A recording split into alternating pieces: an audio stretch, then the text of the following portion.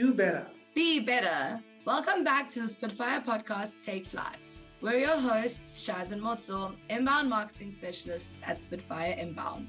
We have another addition to our Women in Marketing series, and we're very excited to have Donna Jacobs, Digital Campaigns Manager from SYSPRO, with us today. She shares everything that she's learned from being a part of a global company to how she's pulled off her incredible Women's Day campaign and how she's taken on challenges of being a woman in a male-dominated industry. Please make sure to hit that subscribe button to get notified every time we drop a new episode. We'd love to hear from you. Leave us a voice message on Anchor and tell us what you'd like to hear from us in future episodes. Now let's get into it. Donna has worked as a creative director, graphic designer, copywriter, scriptwriter, conceptual artist, video and film director, and creative producer. These experiences have given her a deep understanding of branding, marketing, digital platforms and technology, interactive experiences, and advertising. Basically, creating content and telling story excites her. She's currently working as a digital campaigns manager for SYSPRO. Her role at SYSPRO allows her to create digital and social media strategies and campaigns for the brand. This includes developing, executing, and optimizing digital and social media campaigns. In a nutshell, she is at the forefront of content creation for the SYSPRO brand on all digital platforms. But there's so much more. We started, I'm going to jump straight into the first question. We obviously heard a little bit more about you from Motso's introduction, but from your point of view, could you tell us a little bit more about yourself and how your career in marketing started out? Yeah, so I've always been an artist and a creative at heart. I did art, design, I did ballet, I did music, piano. I pretty much did every kind of art available, all forms of art. I was always interested in architecture, film, fashion, trends and culture, and fashion. You know, fashion and design really did it for me. I, in fact, collected every single international Vogue, Elle, ID, nylon, wallpaper, you name it. You were that girl. I was that girl. I would literally spend all my money just buying literally every single magazine known to mankind. But it wasn't only just for the fashion or the trends. Like I started picking up on things like layout, photography, how people styled models and the way that they brought themes together so creatively. Like maybe one issue would have a specific theme, and it just came together so beautifully. So I really started getting hooked on that. And love that. Yeah. Me with my 17 magazines. There Like you go. cutting out and doing scrapbooks the next year. Yeah, and you know, even down to things like typography. I saw how they did you know, different things with typography and lettering and all of that. But you know, in that same time, while I was in school, I actually was able to study design. Oh, so nice. it kind of all came together back then when I was in school. And then I studied, and I have to say that one of my first jobs, you know, as a junior designer, I worked at a tiny design studio. I have to give credit to those two bosses that I had, and they really gave me a good start. You know, when you first starting, like no one wants you, and yeah, like you have no experience, and people ask like, oh, okay, cool. Yeah. What do you have? You need to have 4 years of studying and 5 years of experience, but we also want you to be 21. Yeah. Like, yeah. okay, thank you. So here I am, like little old me in this little studio. I was the only designer there, and they used to do outdoor design. So I don't know if you probably won't remember, but there used to be a very famous wall on Oxford Road, and every month there would be like a new painting. So I would work with artists, like we would theme that wall and whatnot. Wow. So that was one aspect. But another That's aspect, so nice. yeah, another aspect was we did interior spaces. So we would, you know, get artists to actually apply my designs to interior spaces and designs and things like that, and billboards.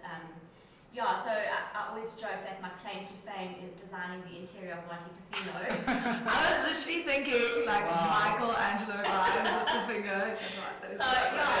So wait, no. Did you actually do that? I need to know. Unfortunately, I did not. Okay, so I read that about you, and I was just like, whoa, let's go back, but I don't know anything. So with this particular project, my two bosses, they actually went to Italy and they took tons of snapshots and a lot of inspiration and a lot of reference material.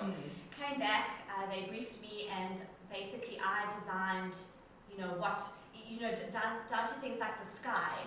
The sky had a certain look, so there was like a day sky and a night sky. I did all the mosaic designs. So it was quite an interesting project. When was this? Long ago. Very long ago. It's fine. Should never ask. Okay. How long ago? When Monty first opened, let's leave it there. That's so interesting. I love that. It's amazing. And I mean, it's still there. It's So still there. that Yes. is definitely claim to fame vibes. Claim to fame.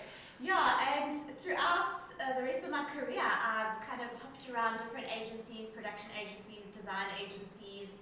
I've done everything from above the line, below the line, print, radio, TV, down to packaging, events, outdoor. I've literally done it all.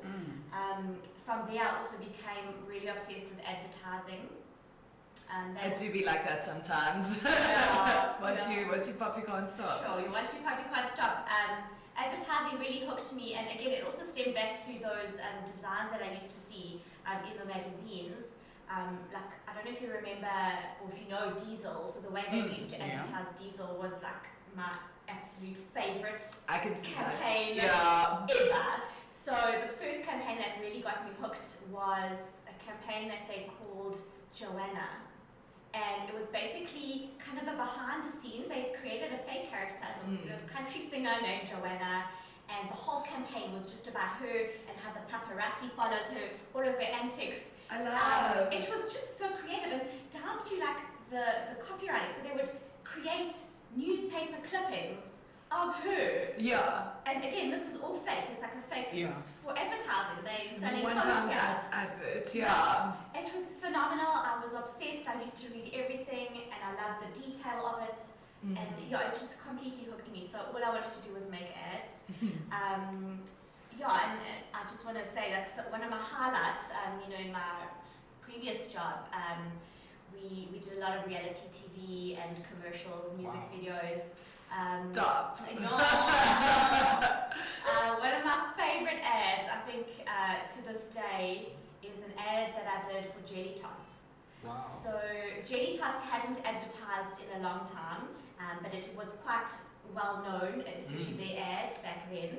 And the brief came in to design a new ad come up with a new idea for an animation.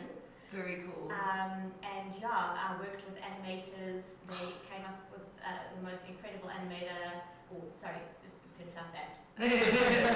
I worked with incredible animators. I wrote the concept. I wrote the script. I worked hand in hand with the animators. And it was just phenomenal to see something quite well done. And that's also so different.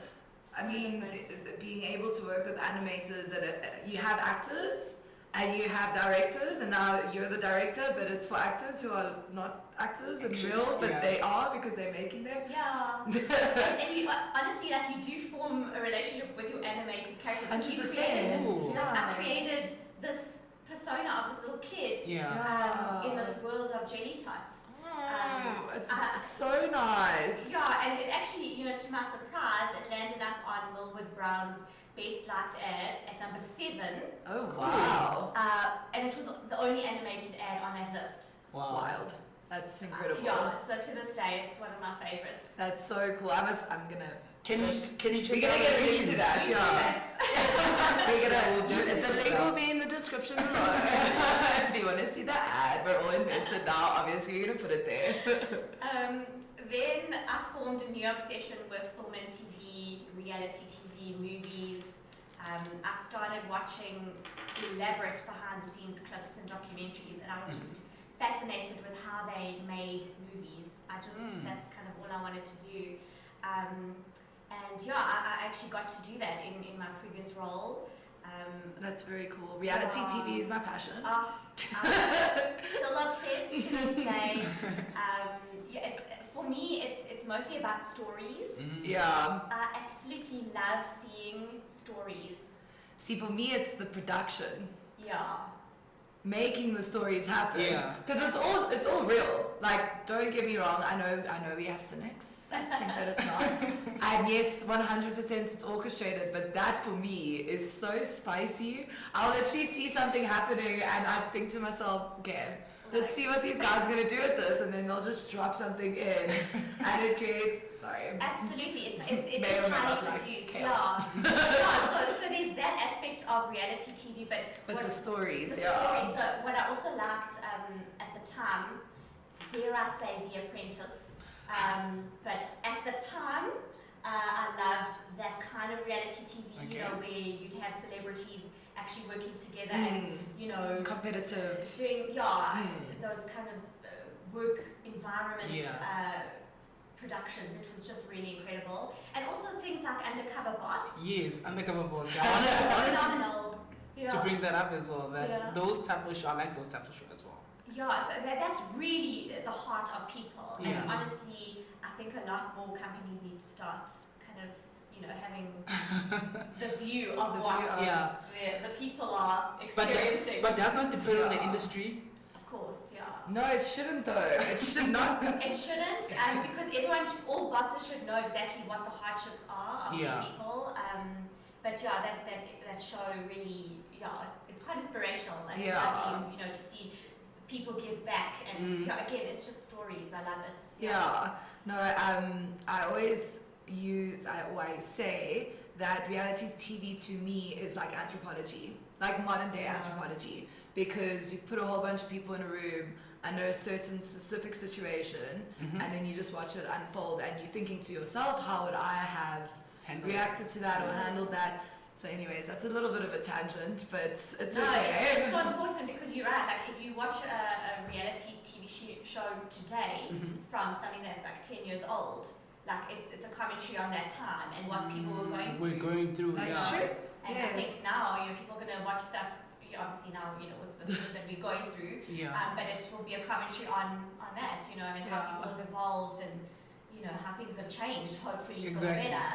I always think how wild it's going to be when people watch news or anything from the past 2-3 years and everyone's wearing masks. I mean, obviously we don't know if that's going to be lost soon or ever, but I just want to share another highlight from my TV you know, career. I used to work on a reality show. It was a martial arts reality show.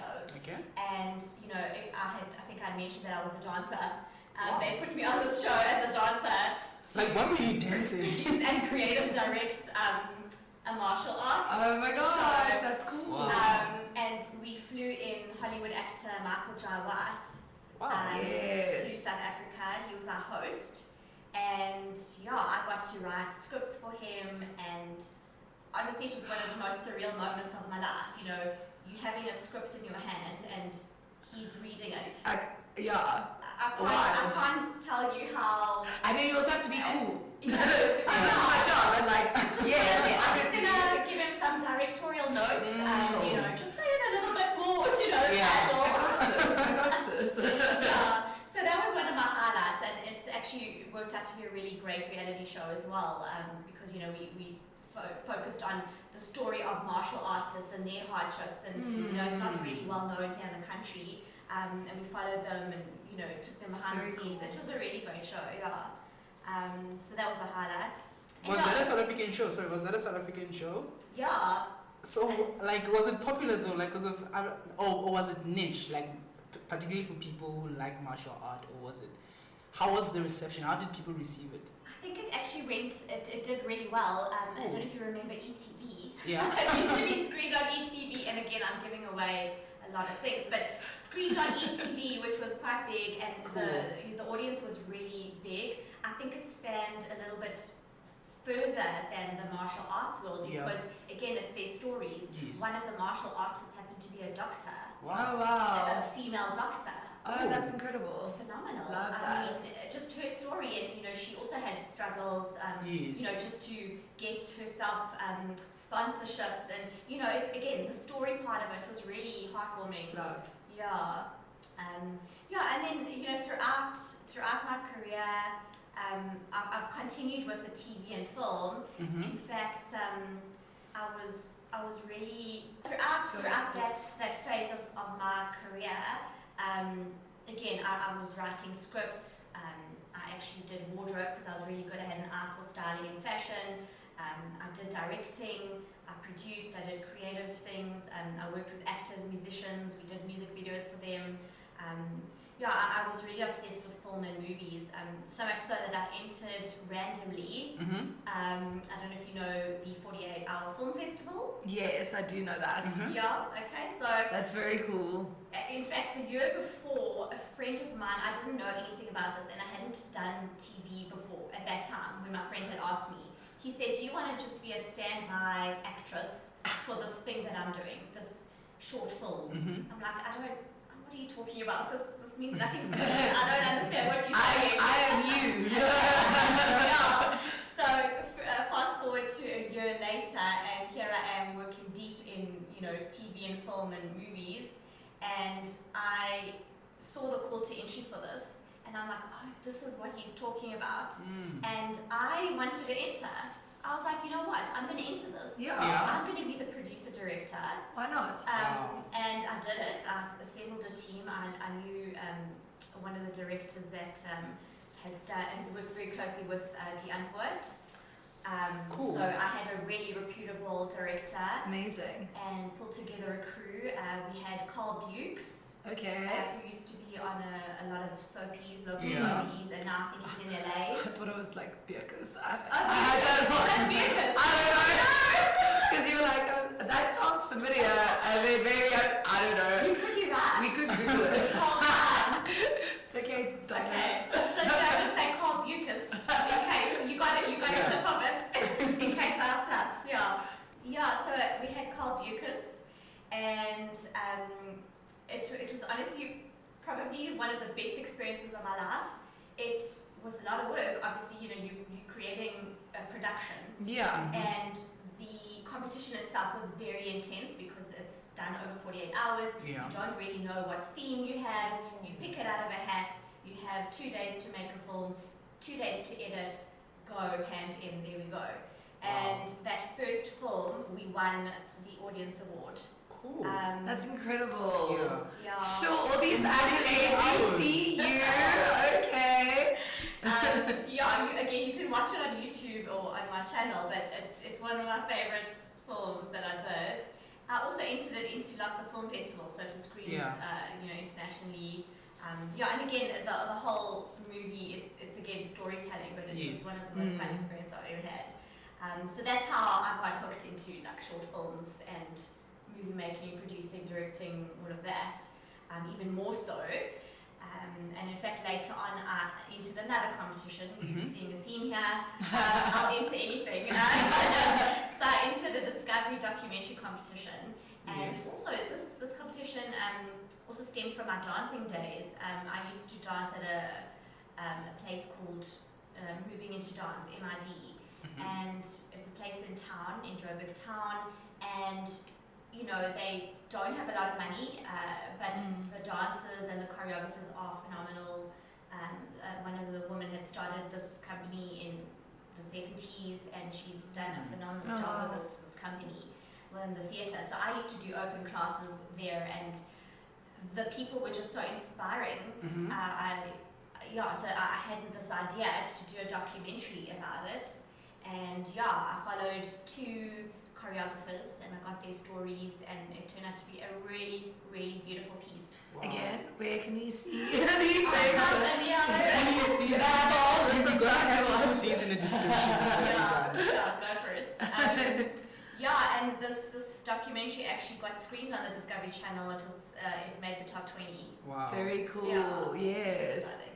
Love that. And just to sum up, I guess my career, I have been rambling on about it, but not rambling at all. But I was going to say, so how did you end up in digital marketing?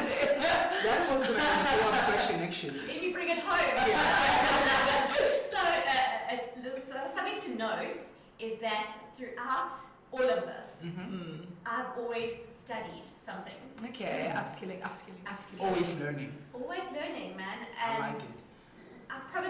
people joke with me, it's like, what are you studying now? You know, like she can't make it to this thing, but she's studying. Don't hate me, age me, you're okay. I've got a lifetime of knowledge. Yeah, so literally every year of my life, I would either take a long course, a short course, a webinar, you know, I've even done a podcast course. Wow. I've literally studied so much, and you know, when I said that I went into TV at the time, I didn't actually study anything for TV specifically, but all of my other knowledge, you know, from marketing and being in advertising and design, it really comes together.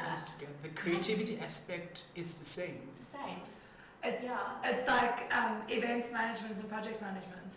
I used to, when I was studying, when I was in high school, in my brain I was going to be an events manager and still love it to this day.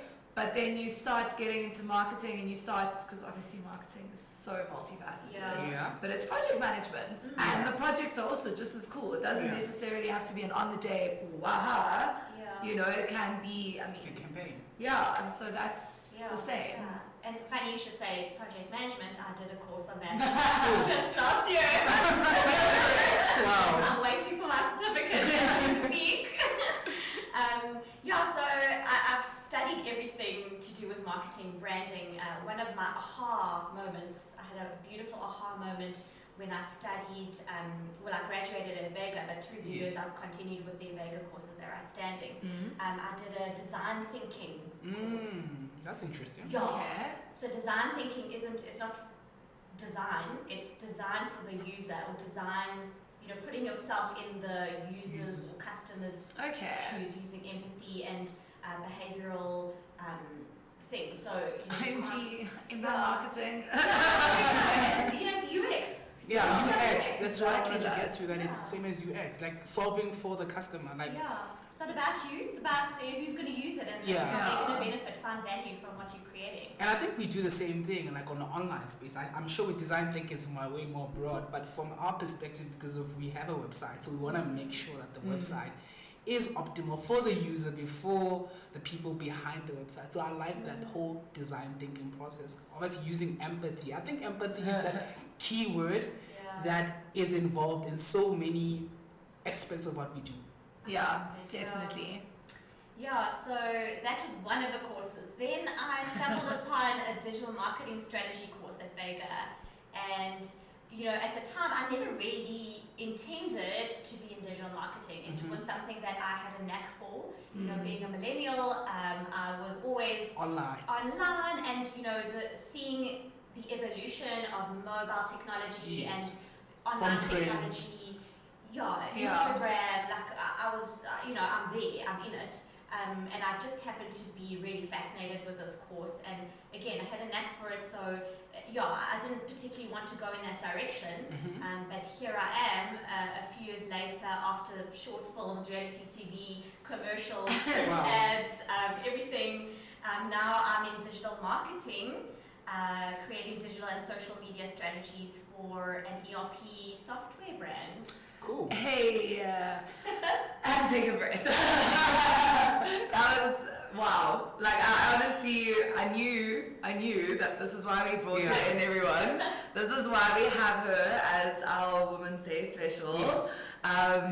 I mean, you're incredible. Wow. Yeah, And you she keep is. on and like you keep on saying no, don't speak about my. You're still young, girl. we gonna watch you taking over the world. Okay. But okay, so now that we have heard a little bit more about your career, I obviously knew about the digital marketing side of things, so wasn't expecting the rest of it. But we're so excited to hear about your new International Women's Day campaign. The film and all of that, it's all starting to make sense. I've heard a little bit about it already. So I am going to ask you to tell us more about it. What was your thought process behind the development of the campaign? Explain the campaign, maybe we should start there. Maybe we should start with explaining the campaign, what the topic is. So it all started about 3 years ago, and you know, I still obviously worked at SYSPRO at the time, but I create content, digital content for the brand, and I do content for specific global themes or global international days. And when International Women's Day came up, I realized I didn't really have much, and I didn't want to just do a post about it. I felt we have so many incredible women, not only at SYSPRO, but in the world, in tech, and the research around the globe is saying, they're not really well represented.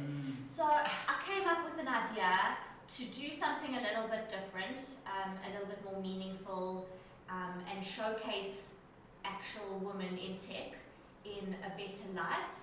And this wasn't really a brief. I created this out of almost like a need to do it, or something that I really wanted to do because it really exist. It didn't particularly exist even in my company at the time. Even though at the company we've got 50% women, and we've got software engineers. They're working on a software product.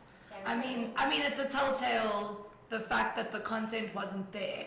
Yeah. That shows you that wasn't the thought. It was never important. So they needed you to come in and make that for sure. Yeah, so I felt the real need to showcase these women, and again, I see them every day. They're inspiring women. You look at people like Katherine Johnson, Ada Lovelace, Grace Hopper.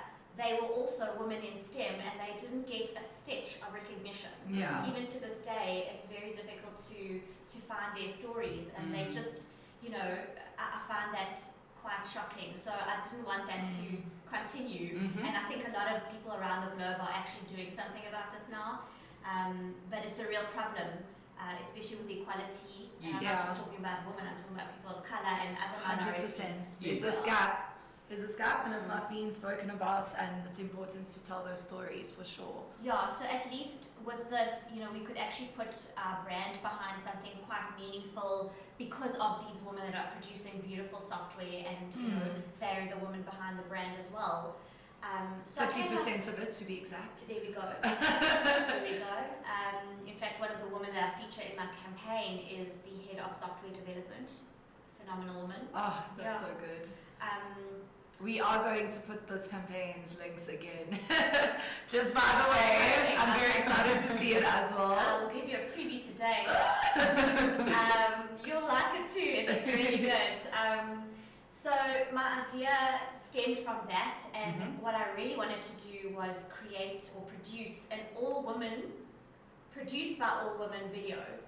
So I wanted everything to be all women. Love. The whole crew was all women, and just a video that highlights the SYSPRO women who are breaking the glass ceiling. Identifying the SYSPRO women who are at the forefront in tech.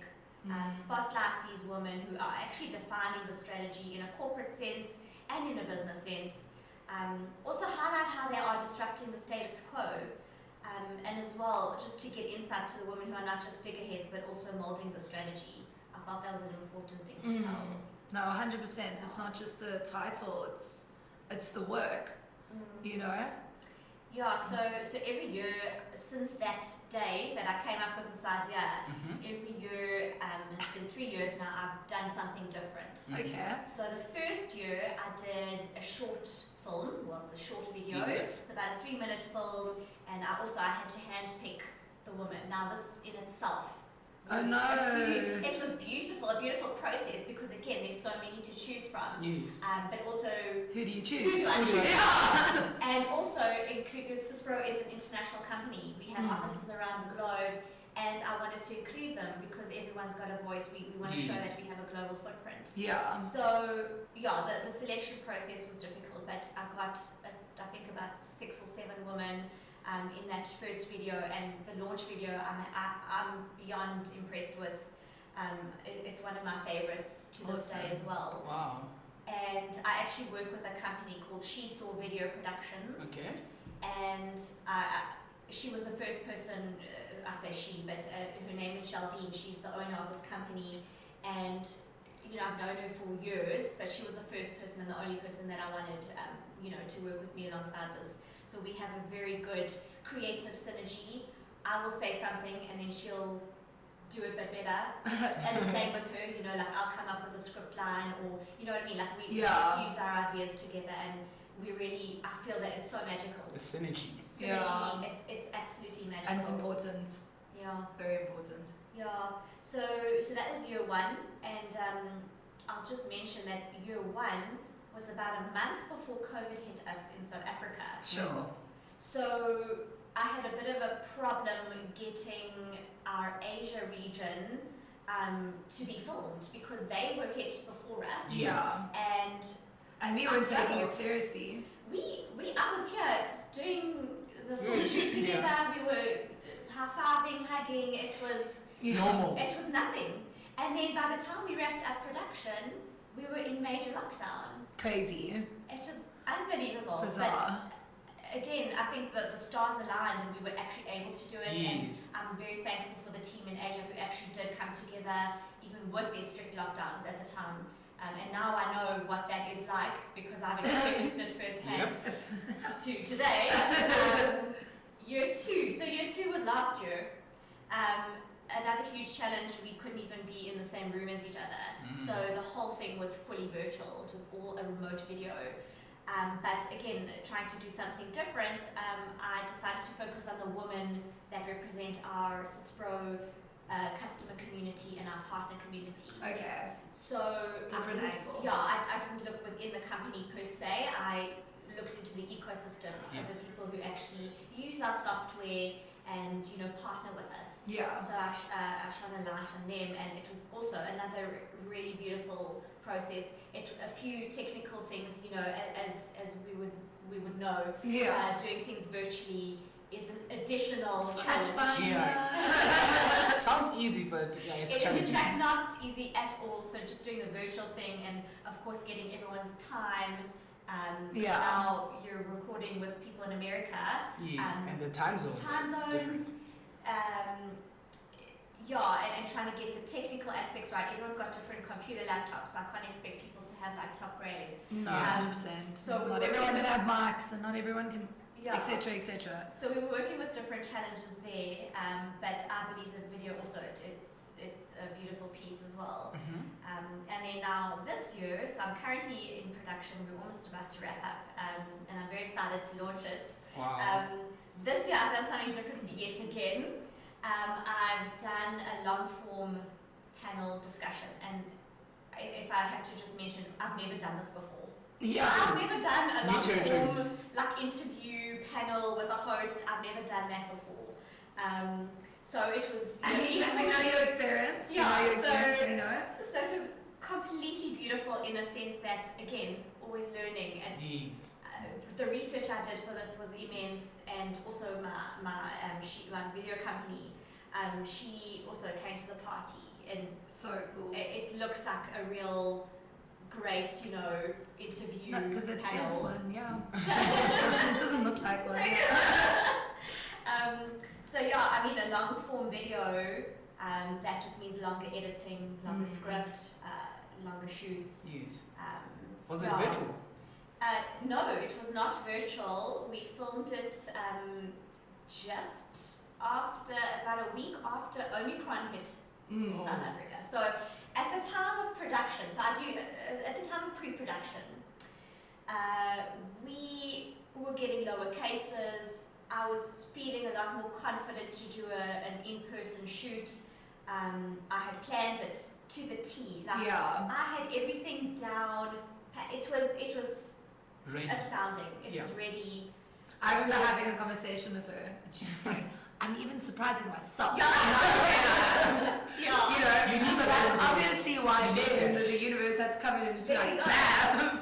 And look, I started this in October, November. That's how far ahead I was, and I didn't know, but Omicron would hit us. None of us did.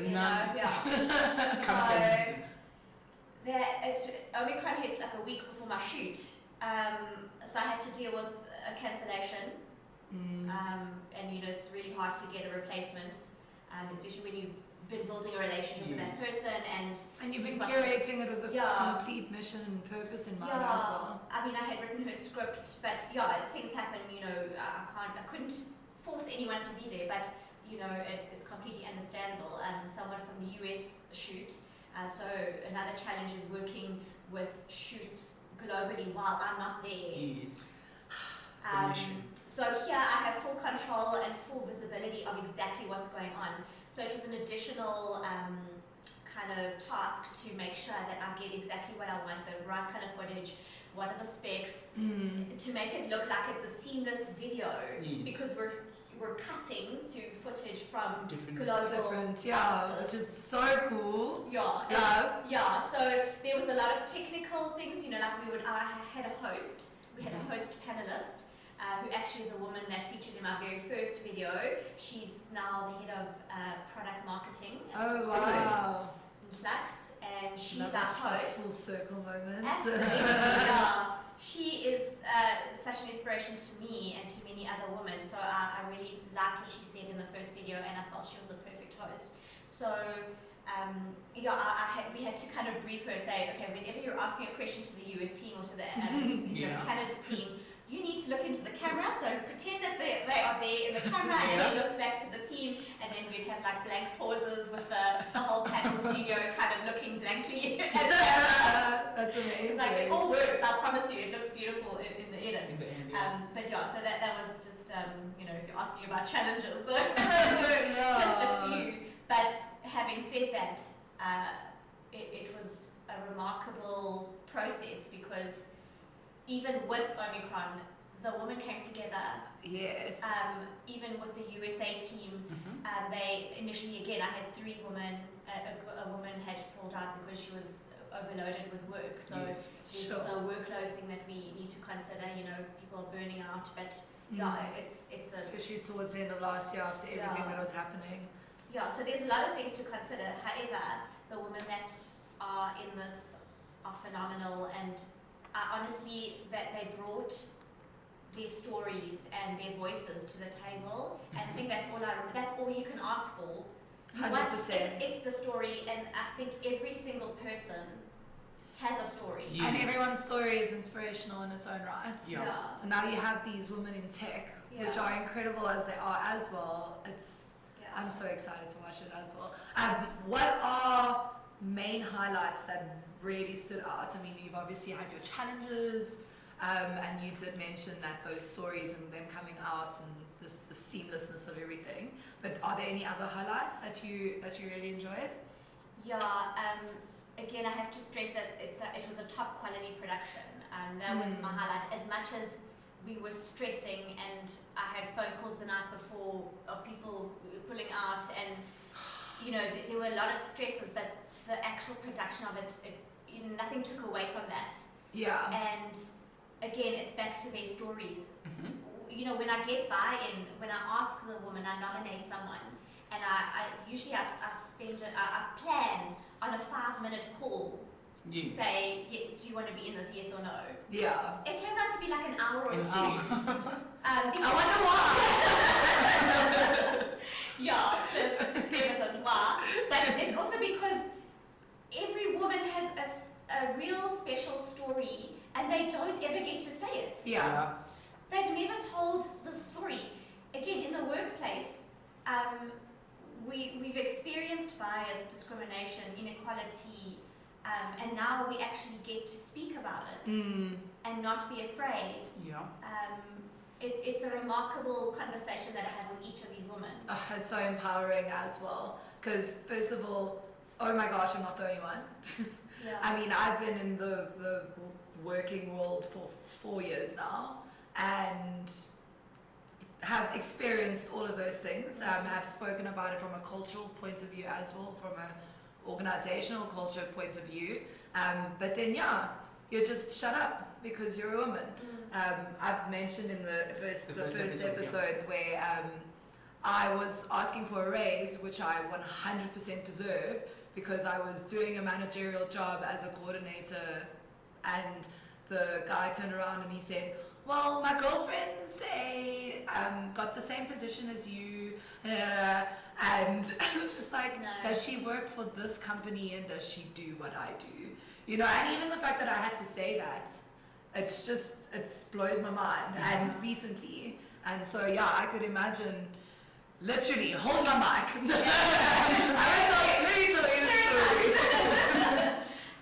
Unfortunately, every woman has a story like that, and whether it's big or small. I mean, when I say small, it's, you know, something like, I mean, I've been in meetings where you'll be in a room full of men and they don't make eye contact with you,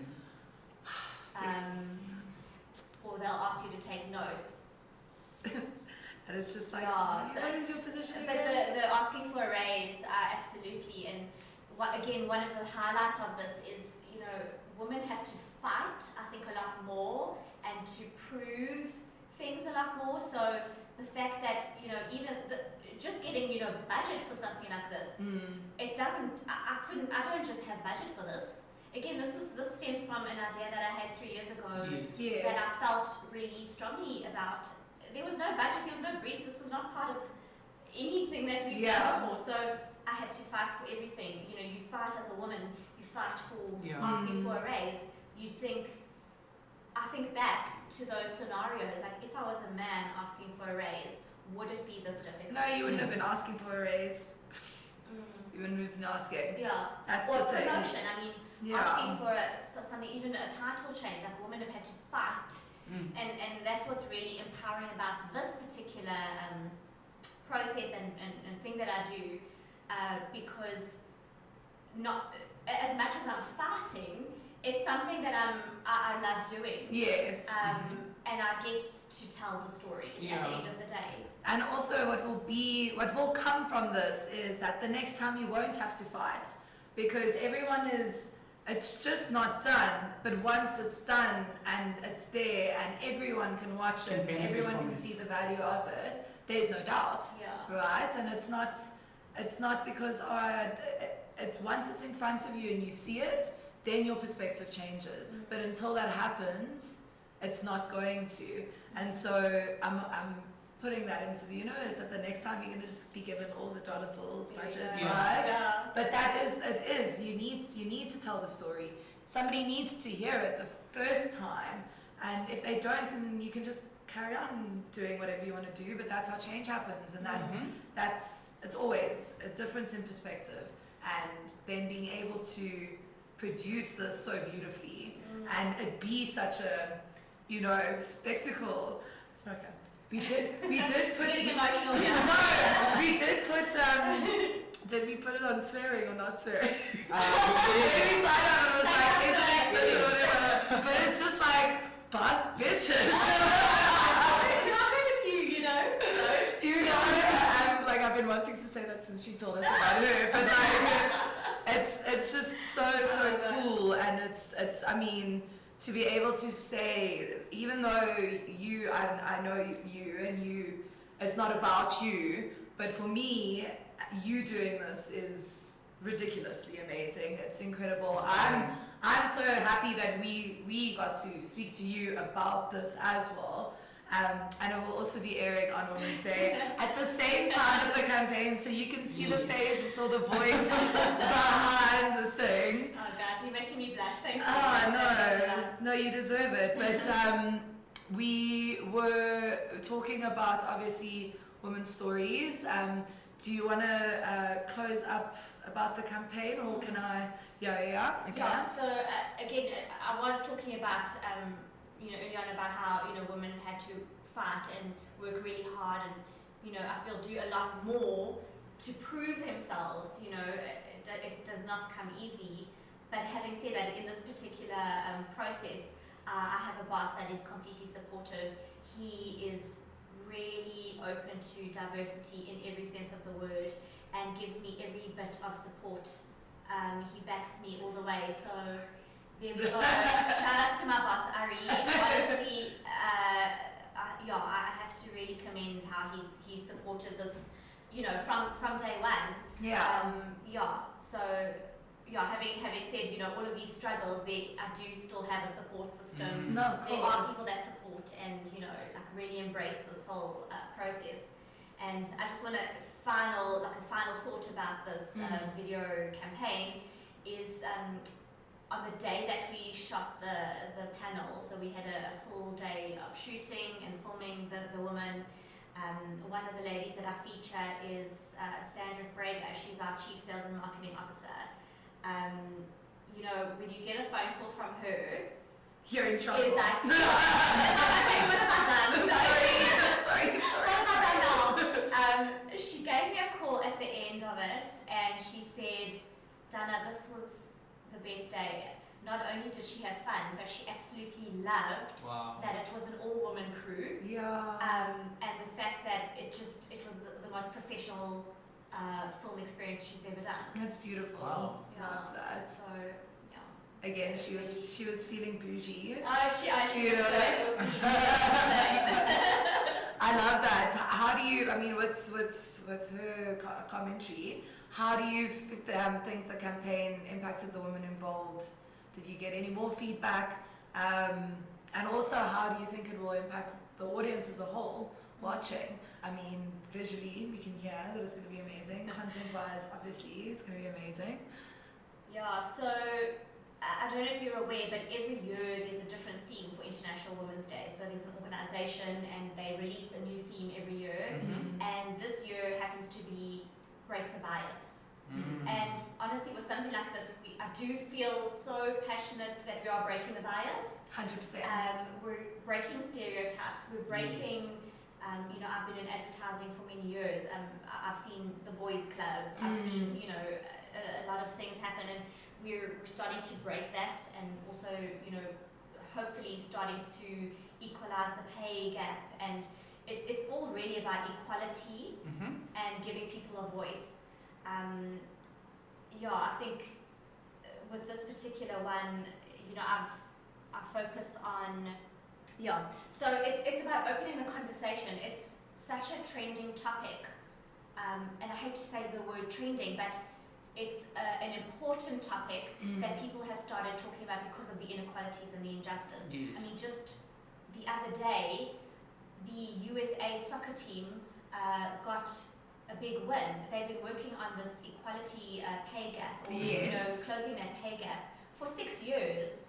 Wow. So they've been fighting to get the same salaries as men for 6 years. And remember, that's American soccer. Yeah, American female soccer. I'm saying. It's not. I mean, we're not even in the tech world.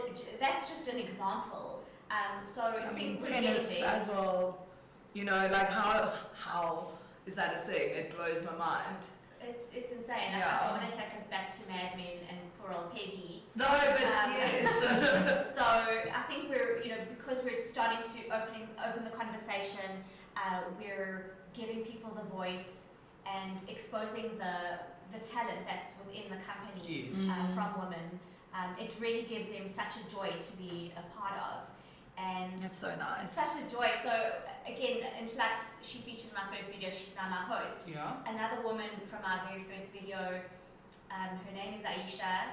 She's a Muslim girl, and you know, I think she's also, you know, she's been telling me, you know, she faced a lot of discrimination. She featured in my first video, knocked it out of the park. She was beautiful. Now she is someone that did the SYSPRO internship program fresh from school. Cool. Wow. And we've almost like followed her story. So here we are with her in this panel discussion today. So she's in our panel, and she gets to talk about her journey and how special it is to be a part of a tech company that does actually nurture women and their careers. So, you know, that internship program has about 54% women. Awesome. And she got absorbed into the company. She now works there. So that's, you know, that's also another full circle moment for someone like her. So I think it's really impacted each and every single woman quite highly. And I think to the women that actually watch it, women and men, I think everyone's inspired by something like this. Of course. And I wanted just to ask, like, since you are from a company that's like a global company, like, what do you think are some of the things from a global perspective that companies can do to tackle the bias basically that it's involved in companies, especially global companies? I think a lot of having the conversation and not being scared. You know, in the past, women are too scared to ask for a raise, or they're too scared to ask for a promotion. Too scared to have an opinion. Too scared to have an opinion. So it's all about opening the conversation, having a diverse team, and kind of not again, it's back to the breaking the bias. You know, everyone has some kind of unconscious bias naturally. I think you have to forcefully work at it, and I think if people, global companies start embracing diversity, bringing people in, having everyone's voices together, ask people what they want. It's not rocket science. No. And it's also a little bit of compassion. 100%. Having compassion. Yeah. I excuse me. I've been wanting to know for a while. You can cut that out. I love that because this is kind of also the thinking, or as we've recorded more of these women in marketing episodes, and with what you've said as well, you know, this is normal. This is how things it should be normal. We should all be treated the same, and I know that's living in a, you know, whatever, but it's possible. It's possible. There are places doing this. I mean, 50% women, 54% rates of internships coming in. I almost hope that women that are listening to this that are new to the marketing industry, you know, maybe you're studying, or you're busy looking for a job, or you're in a job and you're hearing this and you're thinking to yourself, I can't speak. I don't have an opinion. I've been wanting to ask for a raise it's not, get away. And I know it can be easier said than done. But I promise you, if you set your mind to it and you know what you want and you refuse to settle for anything less, it's not just about the industry, it's about the way that people treat you. And, you know, being in the marketing industry, with it being a boys club for very long, now obviously it's moving in a different direction, and I think that's happening across the board in all industries, and that's what we said. It should be like that everywhere. And then you have your corporates and cultures, and there's different fits for everyone, but at the end of the day, if you feel like you're being discriminated against for anything, but especially because you're a woman, you do deserve better, and you can come out of it, and these people are here to prove that there's no reason for you to not be that person. I would like just amen. I feel really strongly about that. It's a beautiful moment. Yeah. Very well said. With that being said, as a closing off question, which I'm really sad about, we can like go get coffee afterwards. But as what does being a woman in the marketing industry mean to you?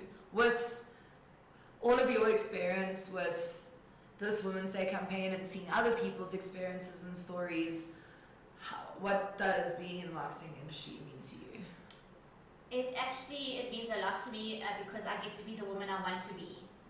I created my own path, my own career.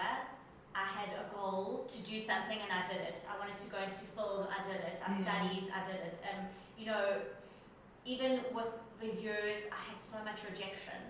I had so many no's. I was overlooked, undervalued, underpaid. I've had so many, you can't do that. But I actually thank those experiences. I thank the people that said no to me. I thank the rejection. I'm going to show you. It has made me That's an stronger. underrated viewpoint, but it is true, right? Yeah. Absolutely. And I actually, as much as they are terrible at the time, you look back and it's like, you know, I'm so glad I never took that job. I'm so glad I left. Or and it goes with all facets of your life. You know, my mother always says to me, rejection is protection. I love that. That's a tweet right there. Yeah. So it's honestly, it has made me stronger and actually helped me do what I really am passionate about. And I get to do that today. I'm in marketing, I'm in tech.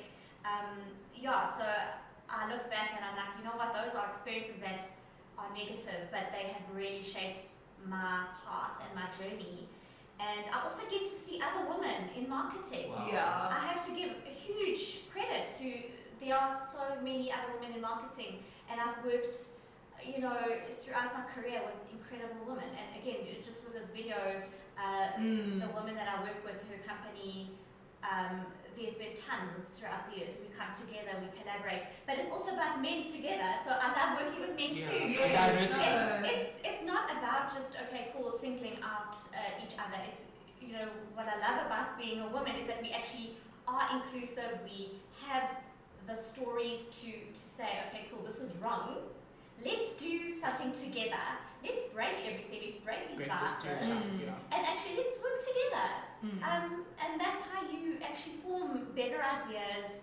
And honestly, I think that's how we can change things. And dare I say, what's next on the horizon? I know you just recently finished a course. Did you start something new? Do you have your eyes on it? I feel like we all need to make a poll and decide what industry. What course is she going to take? But also at the same time, like, please just stay. Selfishly. I'll stay. So what's next?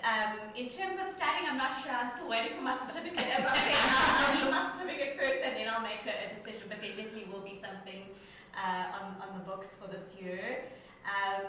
In terms of what I'm working on next, I call myself a content creator or a storyteller. Yes. I'm telling the story of SYSPRO, the SYSPRO brand. So I've got a lot of brand campaigns coming up, product campaigns, people-focused campaigns, making the brand an employer brand, so attracting that diverse kind of person to SYSPRO. So there's a lot on the books. SYSPRO is growing, and we do have a really beautiful global footprint. So I'm very excited to see where we're going.